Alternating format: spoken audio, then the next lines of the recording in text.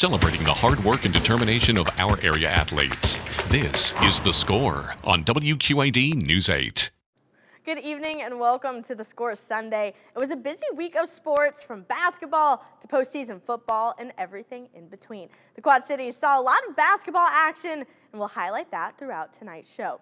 Coming up tonight, I'll give you my major moments of the week, which includes some big weeks in basketball for one of our high school and college teams, and an Alleman alum who's back in action for the college football playoffs after missing the regular season because of an injury. Our SCA Story of the Week will feature a wrestling coach who moved from a big city to a small one, and how he still has a big impact on a small stage. And we'll give you a recap on this year's IHM-VCU shootout, including which state won, Illinois or Iowa. We'll also hear from coaches and players on both sides of the river on what the shootout means to them. But first, we'll start with some exciting news for our sports team. We welcome in a third member. Jonah Krill joins our team here at News 8. And we are joined now by Jonah. Hi, Jonah. Thank you so much for coming in. Thank you for having me. I know. I'm so excited for you to be a part of our sports team. So, first of all, just to introduce you to everyone, where are you from? I'm from Phoenix, Arizona, the desert, born and raised. I love it. Okay, and this is a little bit of adjustment, I gotta say. Yeah. Where'd you go to school at? Arizona State. Okay. In the Cronkite School over there. Oh, yeah. Nice, yeah. Okay, so with, this job search, you graduated in May, correct, with your master's? Yes. Yes. Okay, how was this job search for you out of college? It was a process, I'll admit. I took some time off just to spend some time with friends and family and have some vacation time. And then the process was hard and testing at times, just applying to a lot of places and not hearing back and just throwing my name out there and seeing what I got back in return. So it was a process, but I heard about this station in Moline, WQAD, and I thought it was a good opportunity just to do news and sports. And they got back to me very quickly, and the process happened very quickly. So I'm happy to be here. Yeah, so what was it about WQAD that sort of drew you to this area? Well, I think it was just the opportunity to do news and sports in a local community and make an impact locally. I'm from a big area, so I wanted to have that taste of a local area and see, how my stories can make an impact on them. And just when I visited here and toured, everyone was so nice, you and Corey. Mm-hmm. So I'm just happy to work with a group of really nice people. Yeah, are you excited about living in the Midwest now? Yeah, I've heard it's like Midwest nice, right? Yes. Everyone's nice over here, so I'm happy about that. And once the summer, comes around, I'm excited for that too. I'll survive the winter.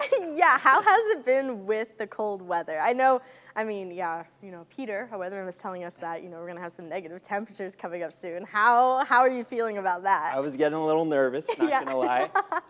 I bought an ice scraper, I got a winter parka and everything. I'm prepared as much as I can be for it. So I'm going to brave the elements and we'll see how it goes. Yes, no, that'll be a big adjustment, but I'm sure you'll get used to it. Yeah. So, okay, what got you into sports broadcasting? So growing up, I come from a family where we always watched and played sports. I was encouraged to play sports, and as a family, we always watched the games growing up, and I kind of got glued to the storytelling aspect of it, watching sports movies, watching the 30 for 30s on ESPN, and I read the newspaper and Sports Illustrated growing up as well. So I just kind of got fascinated and inspired by the power of sports in society and culture in general and how it can unite people, and just the fact that there's an opportunity to cover sports and be a part of that power and that impact on people's lives. I thought that was so exciting and inspirational to make an impact on everyday people. So that's why I wanted to get into broadcasting, to tell stories and make an impact on people. Yeah, no, and of course we know there's a lot of great stories to tell in sports. So you said you played sports. What sports did you play growing up? I was a big hoops guy, basketball. Okay. Yeah. Is basketball your favorite sport? Yeah. Favorite sport to cover, play, watch, you name it. Yeah. Okay. What all sports have you covered so far?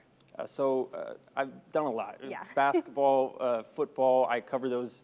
Football was the main sport I covered at Arizona State. We just almost won in that Peach Bowl game. Still a little bit mad, still a little salty, but we're recovering from that. Baseball, tennis, a little bit of lacrosse, you name it, hockey a little bit. So a lot of different sports that I got to cover at ASU. I was very fortunate.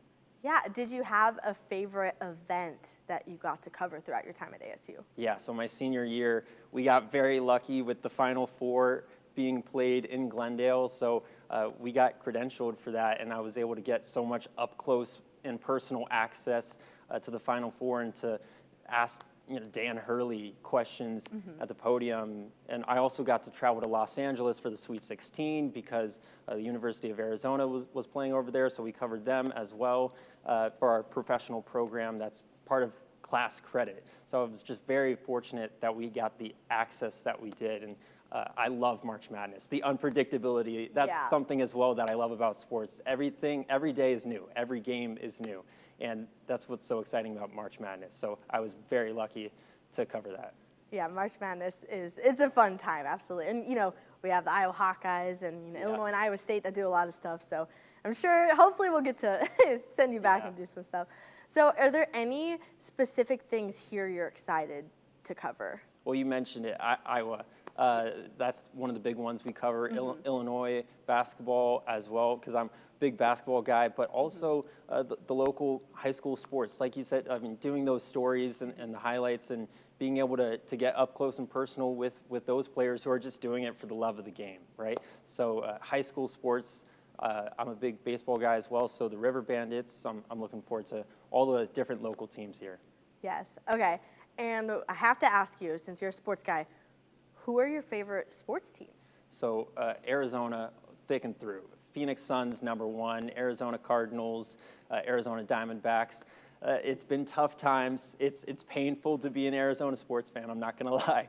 But I'm not a bandwagon. I stick it through the hard times. So, yeah.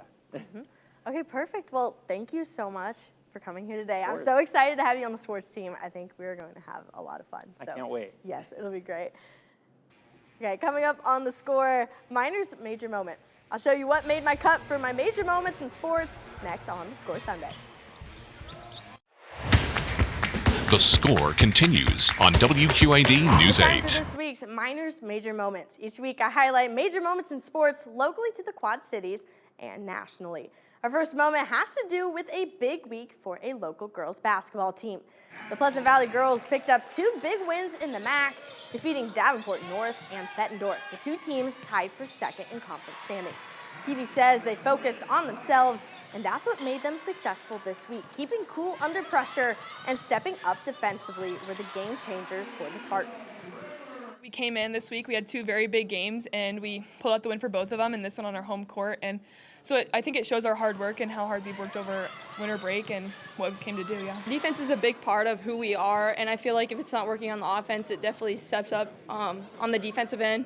And just our defense leads to our offense, and I thought we did a great job defensively tonight. I think we had a lot of grit tonight. I think we faced adversity, which we've dealt with all year, so I think it just shows how closely tight we are as a group and how we can just come together and pull out the win. Our defense is what won us the basketball game tonight, and I'm proud of this group because I actually thought we got good looks on offense. We just didn't convert the greatest, which happens in the game of basketball, but no matter what, and we talk about that end of the court continues to play, and I thought our defense tonight for January 10th was pretty good.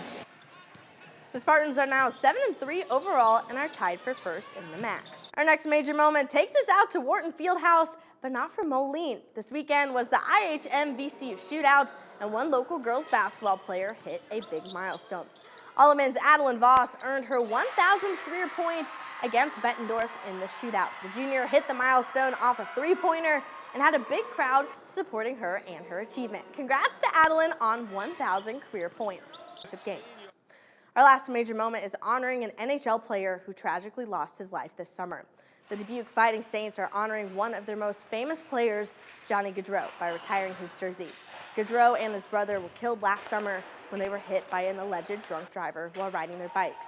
The Fighting Saints making sure to remember and honor Johnny. Gaudreau helped Dubuque win the Clark Cup in 2011. The Fighting Saints talk about Johnny's legacy and how he amazed the world with his talents at an early age. It's always been about winning in Dubuque. Johnny came in as a 16, 17-year-old kid and pretty much won one by himself. With how many points he had, it kind of shocked the USHL. Gaudreau was also part of the ownership group in Dubuque. He's the first Dubuque player to have his jersey retired. That's it for this week's Miners Major Moments. It's halftime. Coming up next on The Score, our FCA Story of the Week. It features a local wrestling coach who moved from a big city to a small one, and how he's making a big impact on a small stage. That's next on The Score Sunday. A local high school wrestling coach is loving life in a small town, even though he wasn't born in one. FCA's Dan Pearson reports on this coach's major decision to make a difference on a smaller stage. The plan seemed clear. Growing up a suburban kid who loves wrestling, teaching and coaching in Chicagoland, a natural choice as an adult. If you asked me 15 years ago, if you asked me if I was going to be, working and coaching Erie, I probably would have said where? Erie is where the heart is for Coach Brian Burry. He's living the life. Husband, father, teacher, coach in a wonderful community, leading the Erie Prophetstown Panthers. His first as head coach after 10 years, assisting Hall of Fame coach Todd McCullough. I just love wrestling. I have such a great passion for it. I really believe it's the best sport there is. That there is no better sport than wrestling. Everything it teaches you,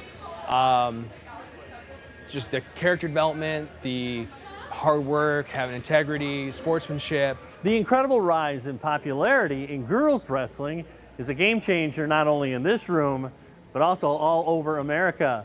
And maybe one of the biggest advocates of the sport is the Panther head coach. Like, girls wrestling is the fastest growing sport right now in the country, and I think it is just, it's tremendous. Like, to be a part of that and to just, really help that, I love it. He really cares about our team. The girls and boys, we're together, but when we go to our tournaments and stuff, it's all separate, and he does a good job of, putting as much effort into the practice on both sides. We've had a girls program for, I think 2 or 3 years, so it's not entirely new, but we're able to run practice at the same time, and we kind of do the same stuff. The Panther wrestlers, boys and girls, appreciate the entire staff, advocates for simply getting better and strengthening relationships. We learn things in camps. We had a camp this summer in our school too, that they brought someone in to teach us some new moves. And the things that I learned from FCA, I can take these back to the room and ask my coaches about them, and they help us to improve that too. So it's just really great. Living the life in Erie and P-Town, making lives better with the right moves through sport. I tell them, you're going to be challenged, you're going to go through hard times, but that is life. You have ups and downs in life, you have ups and downs in wrestling, and I think just trying to encourage them through that and help them learn through that process, and just how do you respond to things. With the FCA Story of the Week, I'm Dan Pearson. One last break. Coming up on The Score Sunday, one senior's impact. We'll hear from a local basketball team. Now one of their seniors has elevated the team. That's next on The Score Sunday. Our next major, this year's IHMVCU Shootout is in the books. Lots of teams appreciative of the event and the opportunities it creates. It allows the Illinois side of the river to take on the Iowa side. So teams are playing different groups than they're used to. That brings a whole different level of competition as each state battles each other. Some teams also get to play at Carver Center on Augustana's campus, so they get the experience of playing on a college court. Coaches and players are grateful for this event and say it's something they look forward to every year. It's great for us. It's great for the Quad City. It's good for us to get involved in this. I love crossing the river, and it's always a fun event every year. We appreciate Gary Thrapp for putting this on. It's really fun because it's fun to being able to be asked to play in this. And then, you don't really know a lot about these Illinois teams, so you get to come to these games kind of with unknown. You're not really scouting these teams, so you just get to go out and really just play basketball, and I think that's super fun. And it's fun to be able to play teams that really are not that far away from you, but you never get a chance to play them, so it's fun. It's kind of a highlight of our season. I love being in it, love being a part of it. It's it's just fun. It's playing against teams that we don't get to play against, and it's always a great environment playing at Augustana or at Wharton Fieldhouse, and we're excited to be part of it every year. It's always so much fun, and there's so much great competition. We always like to stay after and watch the games after us and just if you have friends on the other teams who we've played with on like travel ball, it's nice to watch them too, all in one area. I think it does a great job of just bringing spotlight to basketball in the Quad Cities. The Iowa side won 8-4. Iowa has now won the shootout 8 straight times. The Pleasant Valley girls basketball team comes off a big week, picking up 2 big wins in the MAC and are now tied for first in conference standings. A big part of the Spartans' success is senior Reagan Pagliano. In PV's game Friday night against Bettendorf, the senior was able to give the Spartans some energy in the second half with 2 threes to stop Bettendorf's comeback, along with 5 big assists during the game. Pagliano has been with PV for 4 years, and head coach Jennifer Getz says she's been a major piece of the program. I've coached a lot of kids, and that young lady, I've had her for 4 years up here, and she's a gamer. When the game's on the line, that's the kid I want the ball, her hands on the basketball. She'll make the right play. And she has such a confidence about herself, and her will to win is amazing. And I think for the last 3.5 years, I've kind of like downplayed that a little bit. But you know what? She's a gamer, and she's done this for countless games and for years. And I might check and see if we can get her an extra year of eligibility. I don't know. We'll see. The Spartans are 7-3 on the season. PV will take on Davenport West on Tuesday. It was a big night in Orion for one girls basketball player who earns a big milestone this week. Cameron Brown drives in for the layup here, but it isn't your normal layup. The junior knocks down her 1,000th career point. A large crowd in Orion was there to celebrate the moment. Cameron and her family know how hard she's worked for this moment and are happy it happened at home in Orion. I was so nervous the whole game. And it was just so relieving when I hit it, and it was just exciting. A lot of days in the gym and just relying on my teammates and them pushing me in practice and training on the side, and a lot of hard work. The smile on her face there when she did that, it just shows how much she cares about the sport. We're a small town, so it's really cool to see everybody come out and support. Congrats again to Cameron. Time to announce this week's Midwest Technical Institute Score Standout nominees. We'll start with Lauren Walker from Central DeWitt. The senior knocked down 28 points. And Jay Jones from Sterling, she had a career-high 20 points against Rock Island. Here are the rest of the Midwest Technical Institute Score Standouts. Max Griffin from Mediapolis, he scored 31 points. And George Jungerman from Newman, he picked up 20 points. You vote for this week's Score Standout nominees by visiting WQAD.com.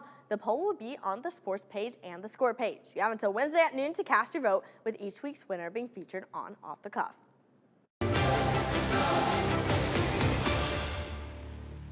Time to go off the cuff with this week's Midwest Technical Institute Score Standout winner. It's Kyler Owens, a junior here at Orion High School. And Kyler, what's it mean to you to be a Score Standout winner? It feels really amazing. I want to thank all the people that voted for me, my coaches, and especially my teammates right here, as they've pushed me every day at practice to be the best I can, and I'm thankful for that. You were the MVP out at the Orion, or at the Erie Watkins tournament. What did that mean to you? It meant amazing. I really worked hard, and especially again, I couldn't have done it without my teammates. It felt good. It would have felt a little better if we won the tournament, but sure. It was still an amazing opportunity.